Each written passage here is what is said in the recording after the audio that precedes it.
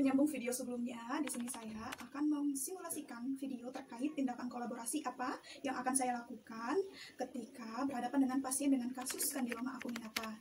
Nah, sebelum melakukan tindakan kolaborasi tersebut, saya terlebih dahulu tentunya akan mengevaluasi kembali tindakan apa saja yang sudah dilakukan oleh rekan-rekan sejawat sebelumnya. Dan kemudian daripada itu, saya juga mengecek kembali di buku status pasien terkait apa-apa atau hal-hal apa saja yang perlu saya perhatikan sebelum melakukan tindakan kolaborasi.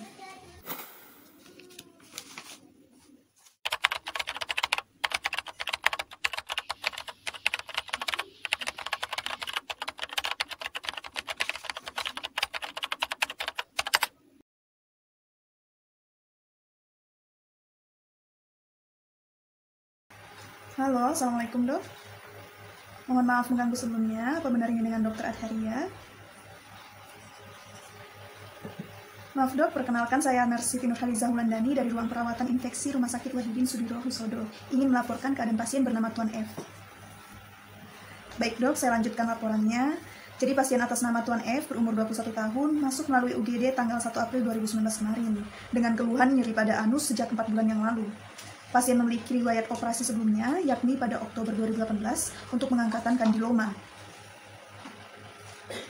Kemudian hasil pemeriksaan fisik terbaru untuk TTV pasien sendiri, tekanan darah normal dengan kisaran hasil 120/70 mm hydragirum. Kemudian hasil pemeriksaan nadinya itu takikardi dok, dengan hasil pemeriksaan 115 kali per menit. Kemudian untuk hasil pemeriksaan suhu si pasien sendiri, pasien hipertermi dengan hasil pemeriksaan 37,8 derajat Celcius. Dan untuk respirasi pasien sendiri itu normal dok, dengan hasil pemeriksaan 20 kali per menit. Saya lanjutkan lagi dok. Kemudian diagnosa medis pasien saat ini itu kandiloma acuminata yang komplikasi dengan HIV on HRV.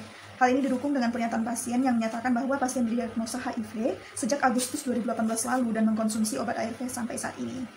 Kemudian untuk riwayat masuk pasien sendiri, di mana pasien saat ini masuk rumah sakit kembali dok dengan rencana operasi eksisi massal pada anus yang berupa benjolan yang telah membesar sebesar kepalan tangan.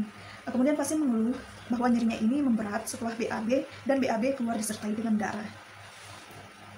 Ya dok, untuk hasil pengkajian nyeri pasien secara rinci itu dok, untuk kajian nyeri PQRST-nya itu, di mana P-nya ada benjolan, Q-nya itu berdenyut dan kadang seperti tertusuk-tusuk, untuk R-nya itu di anus, dan S-nya itu skala nyeri pasien itu 6, dan untuk T, faktor yang memperberat nyeri sendiri itu adalah ketika pasien itu sudah BAB dok. Kemudian akibat dari nyerinya ini dok, pasien tidak bisa untuk tidur dan tidak mampu untuk melakukan aktivitasnya. Oh ya baik dok, saya lanjutkan lagi. Berdasarkan hal tersebut, saya pikir masalahnya adalah nyeri kronis dok dan hipertermi. Kemudian selama sehari di ruang perawatan infeksi, rekan sejawat saya pada jam dinas sebelumnya itu sudah memberikan beberapa tindakan non-farmakologis dok. Di antaranya ada terapi napas dalam yang sudah dilakukan oleh Nurse Yohanes Kemon. Dan kemudian juga ada, ya betul, untuk penanganan nyeri kronisnya sendiri dok. Kemudian selanjut lagi dok, dan juga sebelumnya sudah diberikan tindakan non-farmakologis guna mengatasi hipertermi dari si pasien sendiri, yakni pemberian kompres hangat dok. Ya, yang dilakukan oleh Nurse Hastuti guna mengatasi hipertermi pasien tadi. Nah, evaluasi hasil tindakan yang dilakukan itu dok, pasien memang menyatakan bahwa nyerinya itu sudah berkurang. Dan kemudian untuk hasil pemeriksaan suhu yang terbaru dok, tadi saya lakukan itu, suhunya memang sudah agak menurun dok. Cuman memang masih batas hipertermi dok. Iya, betul sekali dok. Nah, walau demikian dok, pasien juga walaupun pasien mengatakan bahwa nyerinya sudah agak berkurang dok, cuman tadi setelah saya evaluasi kembali, saya datang kembali ke pasien masih terlihat meringis, menahan kesakitan dok, dan untuk pemeriksaan suhunya masih dalam batas rentang abnormal dok atau hipertermi. Iya dok, haruskah saya mulai dok dengan pemberian obat analgetik untuk penanganan nyeri pasien dok? Iya, dan untuk penanganan hiperterminya sendiri, haruskah saya mulai dengan pemberian obat antipiretik? Dan bagaimana kelanjutan untuk pemberian cairan IV ke pasien sendiri dok? Karena sebelumnya sudah terpasang IV dok. Baik dok.